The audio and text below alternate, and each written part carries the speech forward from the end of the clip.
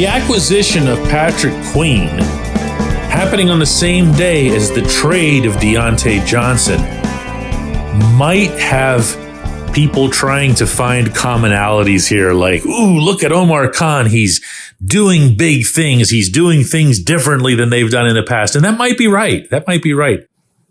But it's also not anywhere near as significant as just this one thing I'm going to talk about in this segment. Good morning to you. Good Wednesday morning. I'm Dejan Kovacevic of DK Pittsburgh Sports, and this is Daily Shot of Steelers. It comes your way bright and early every weekday. If you're into hockey and or baseball, I also offer daily shots of the other two teams in town that I cover, the Penguins and the Pirates, in the same place that you found this. Yes. If you've been living in a football-free cave for the past 24 hours, I did say that Queen is a Steeler. And I've got a little bit of a sheepish confession to make in that almost reflexively, anytime I'd get asked anywhere, which is the one position you'd most like to see Khan address in the offseason, I would say, of course, inside linebacker. I would imagine that'd be everybody's first response. From there, though, when I'd get asked, okay, which one? I'd kind of back off. I'd kind of think back to all the Kevin Colbert years, and this isn't the way we do things. And, free agency isn't for us. That's for other teams. We believe in blah, blah, blah, homegrown, whatever. And I'd back off. And I'd get small in my thinking. And I'd say Devin White. Not that Devin White's bad. Certainly not small. But I couldn't bring myself to think, oh yeah, they're definitely going to go after the guy at the position. They're definitely going to go after a dude who's 24 years old and who can do it all in a way that this franchise hasn't enjoyed since Ryan Shazier. And the main reason that I would think that is that Queen's going to end up costing $41 million over 3 years. Now, the Steelers have and will continue to pay money like that on a regular basis, but it'll almost always be to their own people. You will see the Steelers step up, as they have time and again, for TJ Watt, for Cam Hayward, for Minkah Fitzpatrick. They just did it again last summer for Alex Highsmith. And every time that they do, nobody makes a big deal out of it. Nobody says, wow, look at the Steelers spending the big bucks, because they're just spending it on their own guys. To go to the outside still feels to me like, whoa, that's foreign territory. And this is foreign territory, but it's welcome. Because there were two different approaches this team could have taken at the inside linebacker position. And I got to be blunt with you here. I would have been okay with either of them, because I really liked the approach last year where they took three guys that didn't cost much in terms of capital to get them or cap hit. And I genuinely believe that the 2023 season would have worked out even better for the Steelers had one or both of Cole Holcomb and Quan Alexander been able to stay healthy. Because those two, plus Elandon Roberts, made for just a wonderful, interchangeable, humble trio of guys.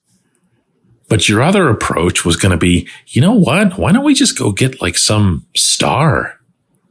Why don't we just shoot as high as we possibly can?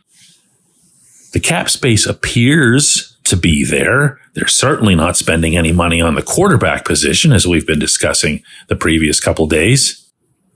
So go ahead. Throw it all into this pile. Get the guy you really, really, really want. Bring that guy to Pittsburgh. Get what should be the absolute peak 3 years of his career. And even better, make him a Steeler. Make him a Steeler for life. That's not without precedent. James Ferrier came from the Jets. No one remembers that because Ferrier became like a real model Steeler in every way, on and off the field. That can happen here. You can now have, for the first time in a little bit too long, real talent in the middle without worrying about how you have to slide safeties up or get yourself a hybrid safety like Keanu Neal, who turned out to be not a safety and not a linebacker and really not either. Let your safeties be safeties. Let your linebackers be linebackers. And the same goes for your defensive front, who constantly felt, and I know this for a fact, as if they had to do all of the run stopping. And in turn, they were doing almost no damage to anybody's backfield. There was very, very little penetration. And by that, I mean just a nice healthy count on TFLs or sacks. And they weren't doing enough to take the pressure of getting all that done on the edge rushers, meaning on TJ Watt and on Highsmith.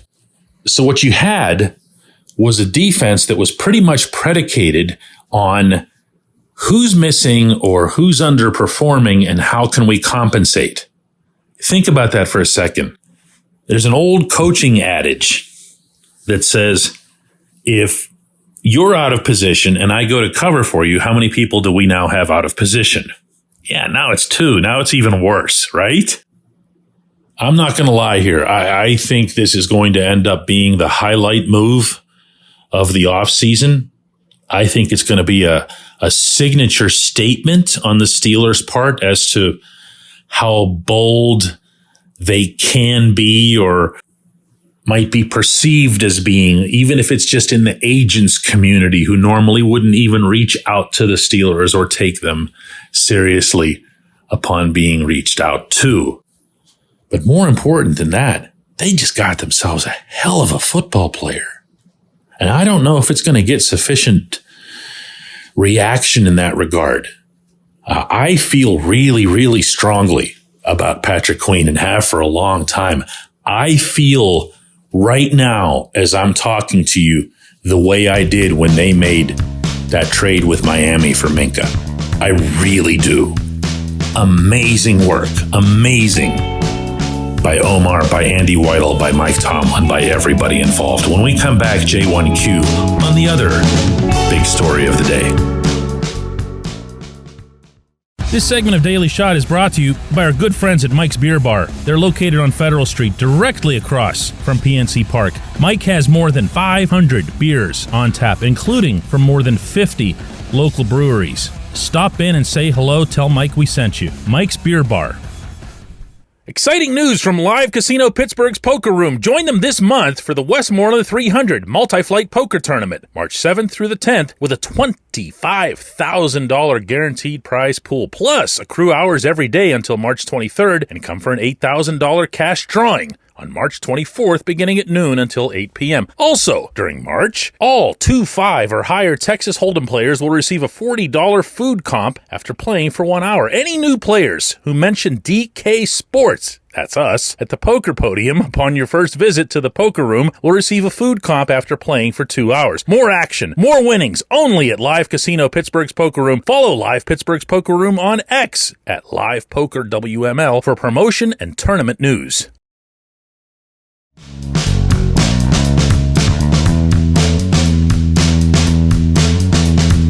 Today's J1Q is related to the Deontay Johnson trade, so I'm going to first share with you the particulars of that news that Deontay was traded to the Panthers for cornerback Dante Jackson, and there was a swap of draft picks that allows the Steelers to move up 62 spots to number 178 overall in the draft. And what Dan asks here is pretty cut and dried. DK, was Deontay having a negative impact in the locker room and on teammates? There's a lot of different ways to look at this. The first way, Dan, is to point out that Deontay wanted out. I would think that's really obvious now based on his social media. Yeah, he had the obligatory I love you, Pittsburgh, and everything else here, but he was stoked. And most people who get traded are first and foremost surprised. and then they get stoked a little bit later. Dejounte wanted out. I didn't learn about that until after the trade had been executed. So my feeling beforehand was no way they're trading this guy, because look at what's left of the wide receiver core. And if you don't mind, Dan, I'm going to hijack your question here for a second to bring up what I hope would be pretty obvious to everybody, and that's that the Steelers have to go out and replace Dejounte or upgrade on Dejounte. They might do that through free agency. My feeling is that they're going to end up doing it through free agency and the draft. And I've been saying for a while here that I'd be in favor of taking a receiver high. And I'm talking top 2 rounds again. You don't have to go first round with this position. There's so many of them available. The class is so deep. And every single year we think this one's going to be the deepest that we'll see for the foreseeable future. The one the following year is that much deeper. So I would very much keep that open as a possibility. But yeah, they're going to have to go into free agency. There's no question about that. Wait, one more thing before I actually answer your question, because there's a lot of layers to this too. Imagine this is actually the second subject on the show, right? Don't waste your time or anybody else's time trying to analyze this trade. Dejounte is a significantly superior player to the one that's being acquired, meaning Dante Jackson. But there's a cap element to it, and there's also the we want volunteers, not hostages element. And it's never that simple to make a trade when the rest of the league knows that your hand is being forced. Now, to what you're actually asking, Dejounte and having a negative impact in the locker room, I can only share what I see and what I hear, and everything that I've experienced about this player has been a plus. He's a strange case. He's someone who is almost as likely to pull something as ridiculous as watching that ball bounce around on the ground in Cincinnati as he is to become George Pickens' main guy, basically George's babysitter through the facility, including when Dejounte was hurt and missed a month of action, if you'll recall. I saw Dejounte taking care of George in every way. And I remember bringing that up with him once, just, not in any kind of insulting way to George, but just saying, hey, it's really cool how you've got, the kid under your wing here. And he said, he makes the team better. We all have to do a little bit of that with him. But nobody was doing it like Dejounte. In fact, the Steelers had brought in Allen Robinson. You might recall my reporting this at the time last summer, in large part because they didn't trust Frisman Jackson, the wide receivers coach, to handle that role. Frisman Jackson, of course, just having been fired within the past month. And it ended up being Dejounte who did it. He took that on.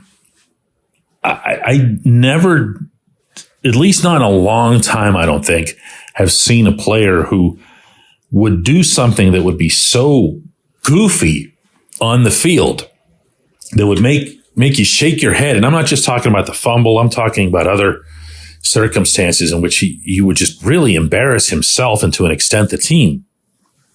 But then just seem like the most level-headed adult of all of them in the room. Really, really unusual. I wouldn't read into this situation that way regardless, Dan. It's not, per my understanding, like the Steelers got rid of Dejounte because he was being toxic or something. They just found out that he wanted out. And if there's one pattern that is still holding in place in the Tomlin world, it's the whole volunteers, not hostages thing. The moment you tell him you don't want to be there, you are out. I appreciate the question. I appreciate everybody listening to Daily Shot of Steelers, and we will do another one of these tomorrow.